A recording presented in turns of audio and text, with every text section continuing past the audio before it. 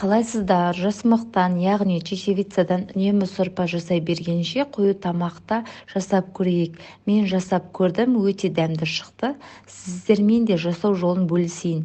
Ең алдымен жасымақты пісіріп аламыз, немесе 5-10 минутқа ыстық суға бұқтырып қойсаңыздар да тез піседі.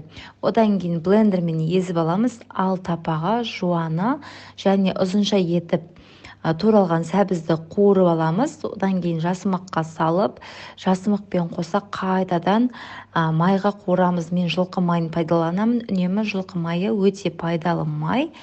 Асқазанға ауырлық түсірмейді. Одан кейін жасымақпен екеуін араластырып, сырды қосып, тапаға қуырып, оны нанға жағып жесеңіздер, май ретінде тапаға жағып жесеңіздер де болады. Немесе холодильникке енді бір аптаға жетеді деп ойламаймын.